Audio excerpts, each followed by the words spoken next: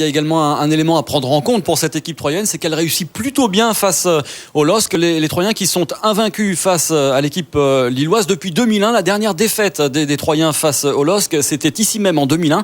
Et c'était un match qui s'était joué, tenez-vous bien, 3 jours avant une rencontre de Ligue des Champions à Manchester, à Old Trafford face à Manchester United. Alors cette équipe troyenne, elle est forte de son succès de la semaine passée, vous l'avez dit, avec 2 garçons qui avaient été étincelants, le meilleur passeur du championnat, Yann Lachuer, et le double buteur Gaël Danick. Seulement regardez les images que nous propose Serge Bergny tout de suite. Eh bien ces 2 garçons sont sur le banc. Yann Lachuer a été victime d'une grippe intestinale cette semaine et Gaël Danick se ressent toujours de la béquille reçue face au Lorientais. Une partie qui part très vite et pour les Lillois avec dès la 16e minute de jeu ce bon ballon d'Abdelkader Keita qui rentre dans la surface de réparation et qui va trouver petit filet le but. Ouverture du score pour cette équipe lilloise. C'est la première incursion lilloise dans la surface de réparation de Ronan Lecrome. Ronan Lecrome qui avait sans doute anticipé du mauvais côté et qui est trompé par ce ballon tiré au ras du poteau par l'attaquant du LOSC. 16 minutes de jeu, 1-0 pour cette équipe lilloise qui a donc démarré cette rencontre en trombe. Lille qui continue d'attaquer dans cette partie avec toujours Abdelkader Keita côté droit. Le centre contré par la défense troyenne et la volée. 2-0, elle est signée Stéphane Dumont cette volée et ce deuxième but intervient moins de 2 minutes après l'ouverture du score, 18 minutes. 2-0 pour le LOSC, autant dire que cette équipe troyenne, elle est KO debout suite à ce premier but de la saison somptueux marqué par Stéphane Dumont.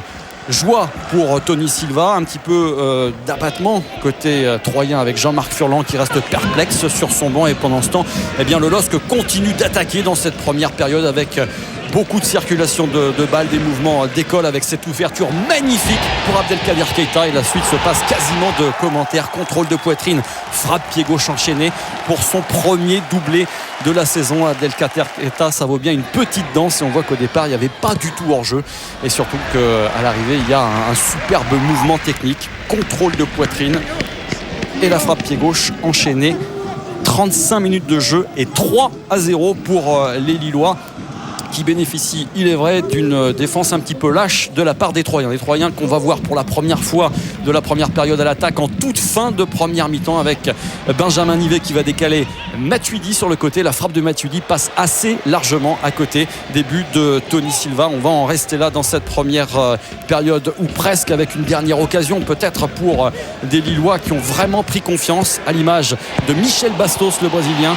Tir repoussé par Ronan Lecrome dans les pieds d'Abdelkader Keita. Et ça passe à côté des buts. Lille qui a vraiment la main mise sur cette partie et qui se promène finalement maintenant face à des Troyens qui en ont pris un sérieux coup au moral. Le tout sous les yeux de Roche Dizem qui suit cette équipe lilloise pour quelques jours. Changement en deuxième période avec la double entrée des 2 absents, Gaël Danick et Yann Lachuer, qui vont tenter de redynamiser un petit peu cette équipe si toutefois c'est encore possible. On est en deuxième période, le coup d'envoi vient d'être donné avec cette équipe lilloise qui continue d'attaquer encore et toujours. Le bon ballon avec un centre en retrait et à l'arrivée Stéphane Dumont. 4-0 après 46 minutes. On a déjà pris 3 buts en première mi-temps, on en prend un 4e dès l'entame de la seconde période. C'en est vraiment trop pour cette équipe troyenne qui a complètement lâché le match et qui est un petit peu inquiétante, il est vrai, à l'image de Jean-Marc Furlan qui est absolument stoïque sur son banc. Les Troyens n'y sont plus du tout dans cette partie et ont sans doute déjà la tête au match importantissime de la semaine prochaine face à Valenciennes. Ce n'est pas du tout le cas des Lillois qui eux continuent d'attaquer, à l'image de Michel Bastos dont le tir trouve le petit filet de Ronan Lecrome. C'est un festival pour les hommes de Claude Puel qui préparent au mieux donc leur match de Ligue des Champions face à Manchester la semaine prochaine. Une dernière occasion pour les Lillois avec encore un bon mouvement avec à l'arrivée Peter Odemwingie que l'on va trouver lancé dans la profondeur. Odemwingie qui va piquer son ballon au-dessus de Ronan Lecrome.